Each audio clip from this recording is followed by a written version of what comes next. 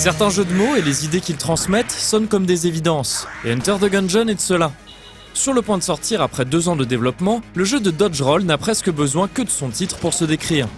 Mais dans le doute, on a quand même demandé à ses créateurs de nous en parler un peu. I like to call it a bullet hell dungeon crawler, and it is a roguelike, top-down radial shooter with procedurally generated levels and bullet hell style combat. That's pretty much how I go for it, but I like the words bullet hell dungeon crawler because it kind of brings it all together, but yes, it is a roguelike as well. On parle d'un dungeon crawler Danmaku roguelike donc, c'est-à-dire un dungeon roller, si on peut se permettre de jouer nous aussi avec les mots, qui s'annonce on ne peut plus loquace en matière d'équipement. So we have 190 guns, some of them basic, AK-47s or Uzis or whatever, and then some that are a little more ridiculous. We have a gun that is a unicorn horn and shoots rainbows out of it. We have called it a fossilized gun, and it shoots oil, and then when you reload, you light it all on fire. We have a mailbox that shoots letters, We basically have every kind of gun, and then a lot of weapons that just look like guns, and so we put them in because they are kind of shaped like a gun. De l'autre côté de ces armes variées, on trouvera des ennemis en forme de balles. Et si ça peut paraître sorti un peu de nulle part, ça reste on ne peut mieux approprié à un gungeon. When we came up with the name Gungeon, it would be a gun dungeon. We thought, what would be in the gungeon? And I had this idea of bullet guards, who were sort of guys wearing like bullet-style armor. And I tooled around with that for a bit. I tried making it work, and it didn't really work. And so then I just drew this bullet, and I put a face on it, And when I did that, everybody just really thought, that's the way to go, That's what we should do. And it is random, you're totally right, but we think it works for Enter the Gungeon.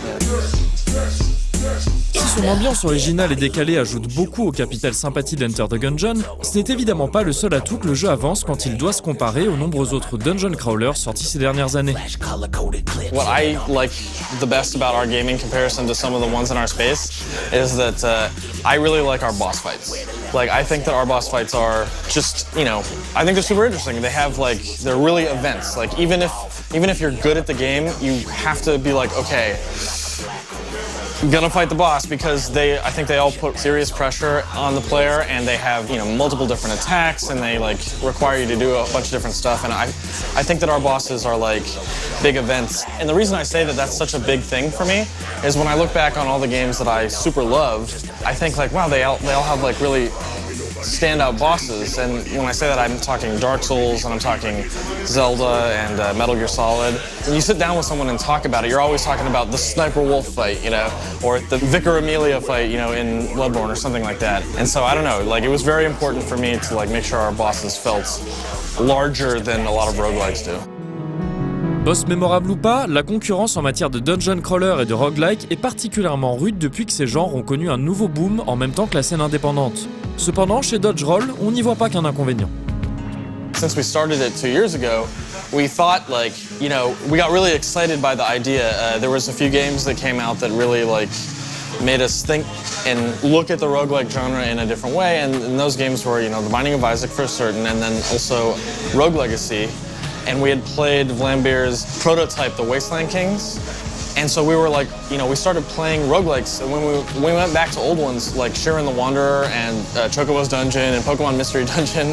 And we were just thinking about kind of what we would do. And so at the time we were we really like these games. We're gonna make another one. We're gonna be part of the boom. But we also thought the game was gonna take us less than a year to make. And now it's been 2 years. So I feel rather than it being a boom anymore, it's almost just they're sort of here to stay, and we're going to be one of them. I don't think we're part of the rising action anymore. But I think that's fine, because I also think that a lot of the games that have come out in the meantime have prepared gamers for permadeath and difficulty and kind of the concepts that we were doing. And we've had some of the same ideas that other people did in tandem. And yeah, I think people will play the game, and it'll be a little bit more familiar than if it had come out right when we started, but I also think that more people will be interested because now they understand the genre better. Mais si les Binding of Isaac et autres Rogue Legacy nous ont appris à gérer un certain degré de difficulté, Enter the Gungeon ne compte pas pour autant l'utiliser n'importe comment, et ne se privera certainement pas d'aider le joueur à sa manière, malgré ses pluies de balles intimidantes. Our goal for the difficulty is to make it a hard game, but to also make it a game that encourages mastery. So, we give you the dodge roll, we give you the blanks, which are the bombs from shmups, that delete the bullets. And one of the things is, all the room, it is procedurally generated, it's procedurally assembled, but the rooms are hand designed. And the reason we did that is because we just played each room over and over again to make sure that there's, I like to use the phrase, put pressure on the player, like make sure that they have to react quick and that they're maintaining constant vigilance, and skill, but not to just completely and utterly flatten them with bullets. It has to be possible, obviously. So that's why we went with the hand design rooms, because if the computer put two super hard enemies in the wrong place, you could really get stuck, and that would be, obviously terrible. So our goal is to make it hard, and when you beat a boss, every time you beat a boss, to have it be like, whew, that wasn't a cakewalk, but I get better and better. And then when you beat the game, I want it to be like, I want you to cheer, because you'll probably have died many times on the way. But there's actually, I think, a pretty cool system in the game that can help you. And it encourages mastery, which is if you beat a boss and you take no damage, you are guaranteed to increase your maximum health because you get an item called a master round. And what that does is, if you play the first level many times and you master the first boss, you'll more likely to beat it without taking damage, and you'll get that master round, which means you have extra health, which means you survive longer later to master those bosses. So it's this nice, just get good at one thing and we'll help you a little along the way, and then eventually, hopefully, you get good at everything, So, yeah. Derrière cette idée de progression dure mais assistée, il y a une certaine philosophie de jeu et un rythme qui donne à Enter the Gungeon un feeling très japonais, malgré ses origines on ne peut plus occidentales. When we sit down to make the game, though, we don't go like, we're going to make this Japanese. It's just that out of circumstance, some of our favorite games in the world are Japanese. And I mean, Dark Souls is my favorite game of all time. And Dark Souls is an interesting AAA game because it is a game where when you press a button, you just do the thing. And in a lot of American games, there's this sort of cinematic, I don't want to use the word hand-holding, but I will. And whereas in Dark Souls, it's just attack is attack, and roll is you do the roll, and you have total control to either live or die. And that's something that we really respect in their game design. And also, obviously, it is part bullet hell game, which is, Japanese genre primarily. And I guess we just try to make the games that we like, and it just so happens that when I list you a bunch of my favorite ones, many of the ones at the top are Japanese, but I do think that there is somewhat of a Japanese feel, now that I think about it, because if I can go off on a tangent for a second, if you look at Ninja Gaiden, 1 and 2, those are both incredibly precise, extremely fast combat games, Japanese games. And if you look at Ninja Gaiden 3, it had sort of a more cinematic thing to it, and it didn't do as well. And I think that they were influenced by Western games, and maybe their audience was more attuned to that fast-paced, very precise feel, and that's something that we are, certainly, Oui, on comprend tout à fait ce que tu veux dire à propos de Ninja Gaiden, Dave. Et d'ailleurs, on est complètement d'accord. Mais qu'est-ce que t'as dit juste avant? And I mean, Dark Souls is my favorite game of all time.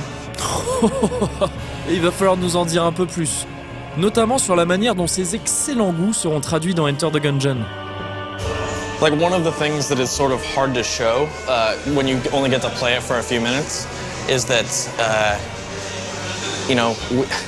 the inspiration from Demon's Souls and Dark Souls actually runs quite a bit deeper than just the dodge roll. For instance, the opening area that isn't procedurally generated, we call it the Breach, and it's directly influenced by Demon's Souls' Nexus, or Firelink Shrine, I guess, from Dark Souls. But when you find NPCs in the procedurally generated area, and they're locked up in cells, and when you rescue them, they show back up in the Breach. And, you meet different characters, and it's nice, but what this is actually doing is an incredibly subtle amount of progression, because once you've rescued them, they can show up in the dungeon and offer you a chance to get extra loot. And extra loot means being more powerful in the run. but it's always like a chance for it, right? And you kind of have to do a quest for them. So the more people you rescue, the more likely that 1 or 2 might show up in a run, and then you're actually creating like a statistical buff, I guess, for you. And but it doesn't rob you of the skill thing. You're always starting fresh, and you have to really get good at the game, master the dodge roll and everything, but you get to kind of meet these interesting characters that you can also benefit from. And I think when players play for just a short amount of time, you don't see any of that. And when you sit down and you're like, okay, I'm going to learn this game, and you play every day for, a few hours or something, you start to, you'll notice that you're getting better, but you'll also realize that the game is sort of working with you to do it as long as you accomplish these side goals. And I think that that's a pretty elegant, solution to progression and but maintaining the fresh run of a roguelike, so. Une approche élégante du roguelike, on ne demande qu'à le croire. Et à vrai dire, les nombreuses heures qu'on a déjà pu passer sur le jeu nous y encouragent fortement.